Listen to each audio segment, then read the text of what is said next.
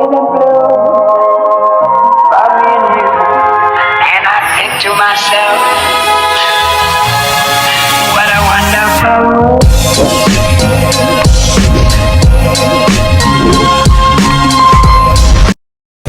Good morning mga kabayan. So nandito pa rin tayo sa bundok.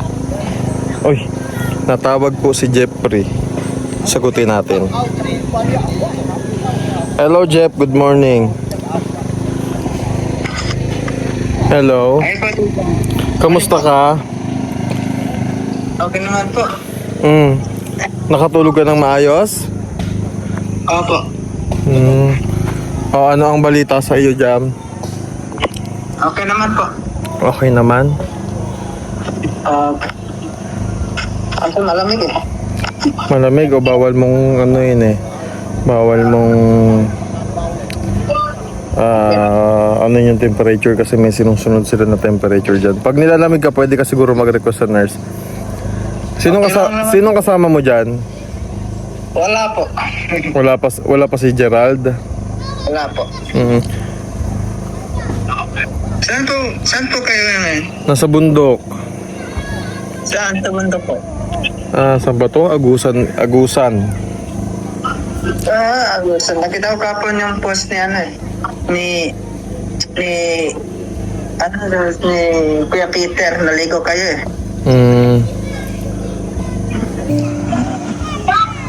May nag-visit na sa'yo na ano? May nag-visit na sa'yo na doktor? Opo, mayroon po. Mayroon po eh. Ngayong umaga? Wala pa po. Kaninang alas 4, alas 5. Ano nagtitiga ako? Anong sabi sa'yo? Ina-check up lang po yung katawan ko. Sine-check up yung katawan mo. So nalaman na natin yung resulta ng CT scan mo, ano? Okay, so lumabas na yung resulta ng CT scan ni Jeff. So alam na natin yung result. And at least, diba, magagawa ng paraan. Opo. Gagaling ka. Opo. No. Yung face mask mo palagi mong papalitan, ha? Napapalitan mo ba yan? Opo. Dalawa po ito eh. Hindi. Ibig sabihin may pamalit ka dyan? Hello? Meron na po. Meron pamalit. O, palaging every papalitan ha ang face mask. Opo. Huwag mong masyadong iisipin kung ano man yung naging sakit mo. At sabi naman ni Doc ay gagaling ka naman, di ba? Opo. At susundin lang natin yung mga advices, yung mga gamot na kailangang inumin. Opo. No? Ayan. Tapos yung mga ipapainom ni Doc na gamot sa'yo, kailangan iinumin mo na, ha? Opo. So medyo matagal-tagal na gamutan, hindi ka naman pababayaan. So nakausap na rin namin. Huwag mong iisipin yung gastos para di ka ma-stress din, ha? Ganun talaga. Though medyo pricey talaga siya. Ay nalaman mo naman, 'di ba? Sinabi sa iyo. Isa yun sa mga iniisip niya. So huwag mo isipin 'yon. Nakausap ko naman si Kuya. Walang problema doon basta gumaling ka. Sa pag-discharge mo sa hospital, wala pang balita si Doc eh, 'di ba? Meron ka pang isang test na gagawin. Opo, meron pa po. Para makasigurado tayo. Wala bang nasakit sa katawan mo ngayon? Wala naman po. Okay naman po yung katawan ko. Okay naman? Hindi nasakit ang dibdib mo? Hindi po. Opo. Okay ka naman ngayon? Malakas kumain? Opo. Nagutom na nga ako eh. Wala pang kanin eh. Nagugutom ka na, wala pang kain. Mamaya magbibigay na sila sa'yo ng pagkain. At least ganado ka pagkain. May mga prutas ka pa dyan? Saging po. Saging, kasi mababa yung potassium mo eh. Opo. Huwag ka lang mainip kasi pagka din, madi-discharge ka din dyan. Pauwi kami dyan. So, aasikasuhin ko din yung school mo. Titingnan ko kung anong pwede natin gawin na mabigyan ka ng tao dito. Hihingi tayo ng med-cert, no? Para ipakita sa kanila, mag-request tayo kay Doc para malaman ng school mo yung situation, no, kung bakit hindi ka nakapasok, and then magta-try tayo kung mayroon silang online class, no? Or modular kung maaari. Tatanungin ko yun sa school mo. Huwag mo nang isipin yun, ako na bahala. Pagdating ko dyan, tatrabahuhin ko. Tapos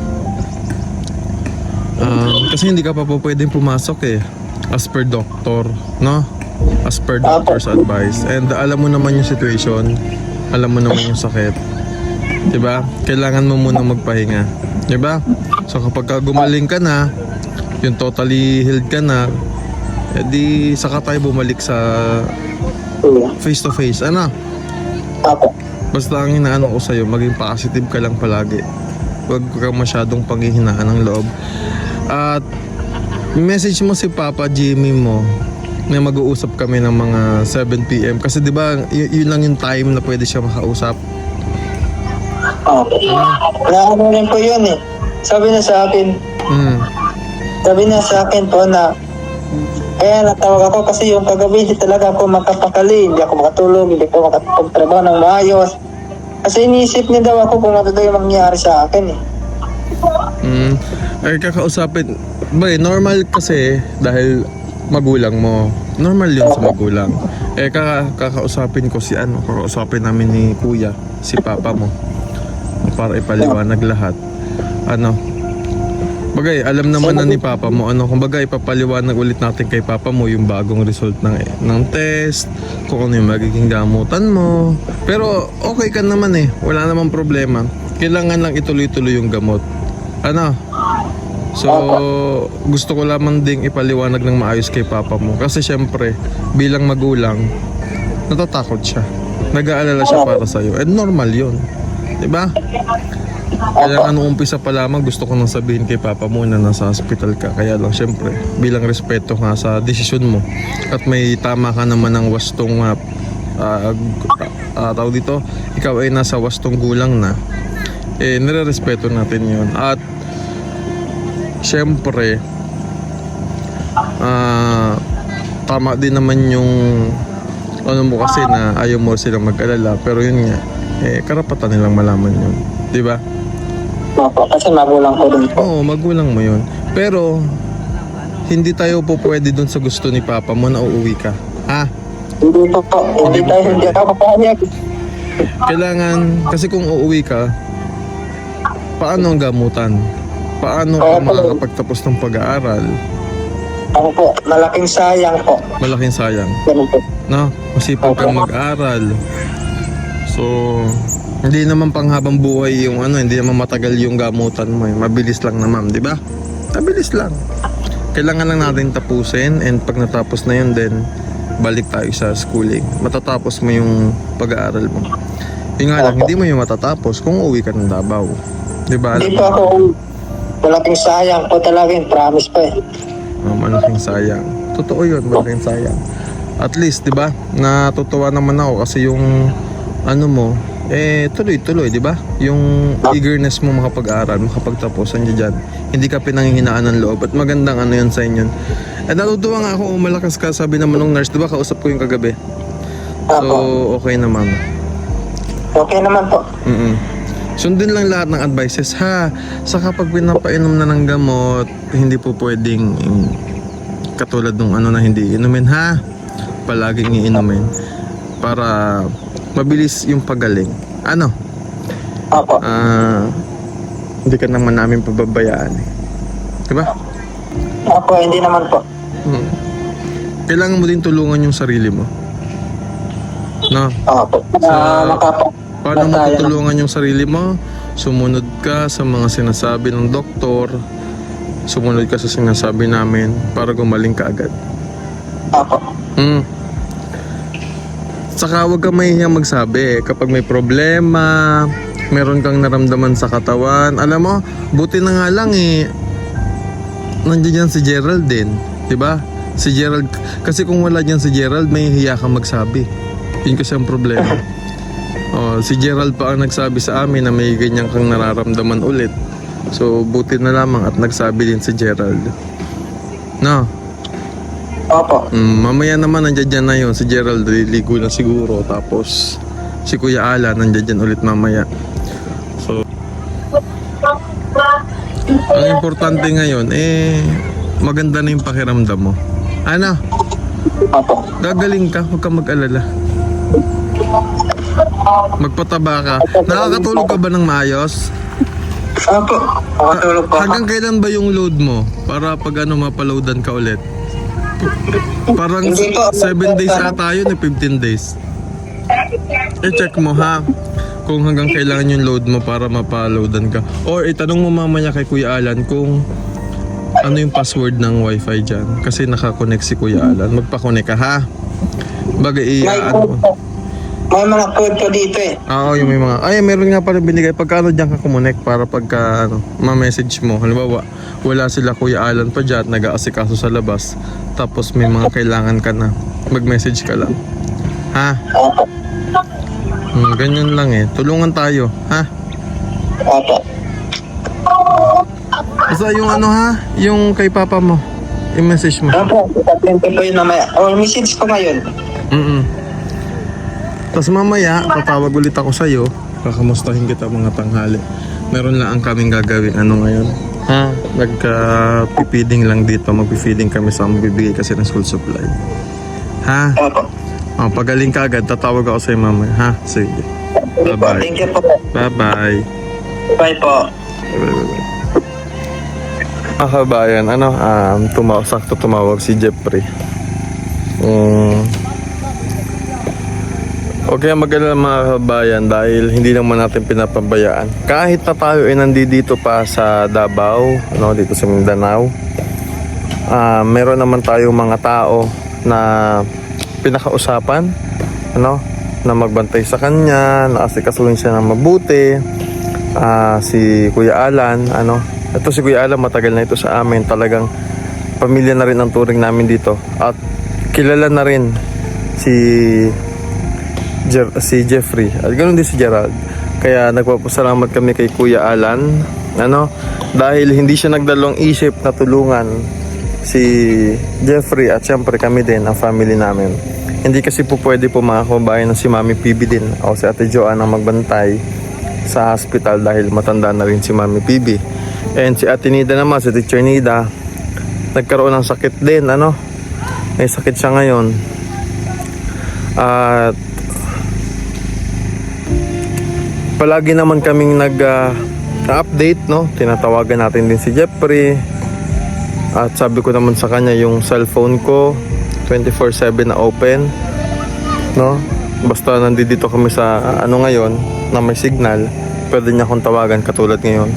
Kasi may message ko siya kanina mga 5 bata, kinamusta ko pagkagising. Kinamusta ko si Jeffrey kung kamusta siya dun sa hospital. Siguro tulog pa, kaya ngayon mga 6:30 tumawag siya. And okay naman. Ang nakakatuwa lamang po mga kababayan ay maganda yung katawan niya ngayon. Wala siyang nararamdamang man daw sakit. At nakausap po din kasi yung nurse niya kagabi. Yun ang yung kagandahan mga kababayan dahil naka-private hospital din siya. So 24/7 din yung nurse, every may nag-around para i-check siya. And sakto kasi nakausap po siya kagabi. Nag-round yung nurse, dalawang nurse niya. Actually sunod-sunod yun Tapos kinausap ko kung ano yung status sa kalagayan ni Jeffrey. And nabanggit naman sa atin kung ano yun. And sabi naman sa atin wala tayong dapat ikabahala dahil may gamutan naman. So Yun nga, medyo na-stress lang din si Jeffrey siguro. Kagabi napaisip siya. Siguro nahihiya yung bata. Dahil narinig niya kasi yung presyo noong gamot niya per day. At kung tutuusin talaga mga kababayan, sobrang laki. Pero sabi nga ni Pugong Biyahero, hindi mo dapat isipin yung presyo. Hindi mo dapat isipin, Jeff, yung presyo ng gamot o yung presyo sa hospital, yung bill. Ang isipin mo ay magpagaling ka. Yun yung number 1 priority.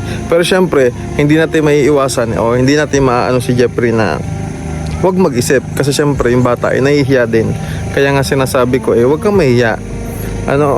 Kasi unang-una, hindi naman natin ginusto yan. Hindi mo rin ginusto.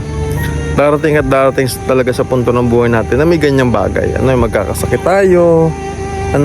Saka hindi naman natin tinuturing na iba si Jeffrey. Sabi ko nga, pamilya ka namin dito. Walang ibang magtutulungan dito kundi tayo. So kakausapin ko naman din si Tatay Jimmy, si papa niya. Kakausapin ko ulit kasi gusto niyang pauwiin si Jeffrey. Hindi natin kasi pwede ring sabihin na mali yung desisyon ng papa niya. Kasi syempre, tatay niya yun, di ba? So siguro gusto niya na makasama yung anak niya. Kaya lang, i-explain natin sa kanya na mas maalagaan si Jeffrey dito yung gamutan. Saka mabilis lang naman yung gamutan. Kasi hindi pa siya pwedeng pumasok sa school. Hindi pa rin natin alam kung kailan siya madi-discharge, no? At ang maganda po kasi dito, kilala din namin personal yung doktor niya, naging kaibigan na rin namin dahil yun ay naging doktor na ng buong family. Alam kong maayos, magaling na doktor, mabait at namomonitor si Jeffrey. Kaya mas panatag ang loob ko, panatag ang loob namin dahil kilala rin namin yung attending physician niya. And hindi ko lang pwedeng banggitin yung pangalan, pero nanonood din siya ng vlog natin paminsan-minsan dahil syempre busy rin siya as a doctor. Kung mapapanood man niya ito, nagpapasalamat po ako sa inyo, Doc, sa pag-aalaga din kay Jeffrey. And ganun din, alam niyo po, dalawang espesyalista yung nating kay Jeffrey. Para ito sinasabi ko rin sa inyong mga kababayan, para kung ano man na nag-iisip din kayo at nag-aalala kayo, huwag po kayong mag-alala dahil hindi pinapabayaan ng pamilya namin si Jeffrey. Hindi pinapabayaan ni Pugong Biyahero si Jeffrey. Yan lahat ng mga scholars na yan, hindi niya pinapabayaan. So, uuwi naman kami ni Kuya. Ang first plan ko talaga ay ako yung uuwi lang ng mag-isa. Kasi nga, para bisitahin din si Jeffrey, no? Dahil hindi, sa totoo lang mga kabayan, yung katotohanan, hindi ako mapakali nung gabi na sinugod siya sa ospital. Tapos napakiusapan ko nga lang si Kuya Alan, nabantayan. Nakamonitor ako nun sa ospital hanggang hindi siya nakakapasok. Kasi sinugod siya sa ospital around 9 ng gabi, no? Sinugod siya doon sa ospital. Tapos nakakuha siya ng room kasi syempre nasa ER pa siya So may mga ganyan naman po talaga, no? May mga protocol silang sinusunod, may mga assessment muna, So katulad nga po nung sabi ko sa inyo, bago pa dalhin ni Pugong Biyahero dito si Jeffrey sa Laguna sa amin, meron na talaga siyang sakit dito sa Davao. Ang una namin ginawa sa kanya noon, sa tulong ni Tito Hearns at Nanay Nida, sila yung nag-asikaso talaga din. Pina-check up siya ng pina-check up, pinagamot hanggang okay naman. So nung nakaraan ulit, may naramdaman siyang sakit. Nasa Davao din kami noon. Agad-agad, pinalab test siya ni Pugong Biyahero kung ano yung advice ng doktor na ipagawa ng mga lab test, pinagawa agad. Ayaw pa sana ng bata kasi sobrang mahal talaga ng mga lab test niya. Kasi sabi nga ni Pugong Biyahero, hindi po pwedeng yun ang isipin mo magpagaling. So naging okay yung lab test niya, ganyan. So ang advice ng doktor sa kanya ay magpahinga. Pero syempre bilang estudyante at talaga masipag mag-aral, siguro napagod din yung bata.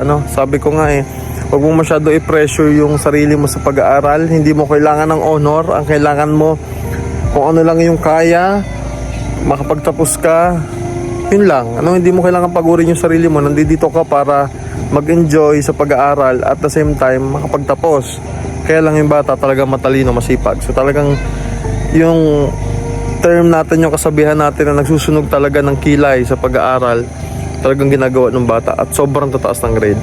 So yung lab test niya, in-assess muna yun ng doktor nung sinugod siya nung gabi, mga around 9. Nangyari kasi ito mga 8:30, so 9 o'clock nandoon na siya sa doktor sa hospital. So may mga assessment, chinek ulit yung mga lab test niya. Kaya lang sabi ng doktor, since isang buwan na yung lumipas dun sa lab test niya, pinalab test ulit. So naging normal naman yung mga lab test, mga lab result, at ang lumabas nga dun, sobrang baba ng potassium niya. Tapos mga around 12, nailipat na siya sa kanyang room. So okay naman na si Jeffrey noon, nakakausap ko na. Mga alas 2, alas 3 siguro ako nakatulog ng madaling araw noon kasi nga minomonitor ko din. Nung okay na siya, nasa room na siya at may nagbabantay na, so natulog na tayo. So hindi natin pinapabayaan si Jeffrey, mga kababayan. At naaawa ako dun sa bata talagang. Sabi ko, uuwi ako. Sabi ko, kuya, uuwi ako. Actually kasi mga kababayan, pabalik talaga ako ng Laguna ng 14. Kasi kami po ay balik ng Isabela, papunta kami ng Isabela ng misis ko. And 14 din dahil papasok si Gerald ng 15. Bago man lang sana masamahan natin siya sa first day of school niya. Tapos hanggang may nangyari nga, so ayun, nagpa-rebook po tayo ng ticket. Ngayon, sabi ni Pugumbiero, sasama na din siya, para ma-check din si Jeffrey. Kaya dalawa kaming luluwas ng Manila, pabalik ng Laguna. At yun nga, may nangyari din kasi na mayroong isa sa member ng family namin na namatay at sobrang lapit sa amin, na parang nanay na rin namin, tita namin. So uuwi na rin kami sa Mindoro. Pero ang priority ko din talaga ay si Jeffrey.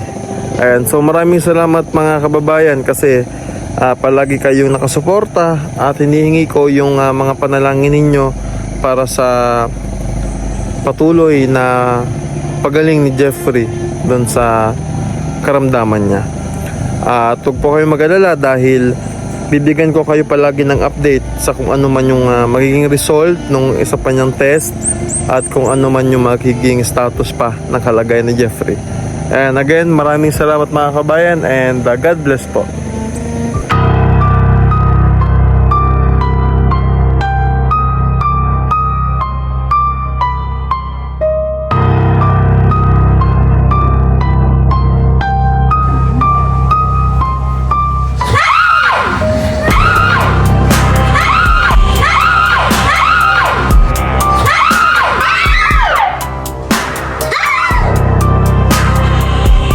Buti na lang may solar light tayo. Huwag na kayo matakot. Available na po ating emergency light. Ito po ay mayroong USB charging. Po kayo mag-charge ang cellphone po dito. Mayroon po itong magnet na pwede niyong idikit hubong ng bahay niyo. Ito po ay pang emergency. Pwedeng dalhin kahit saan.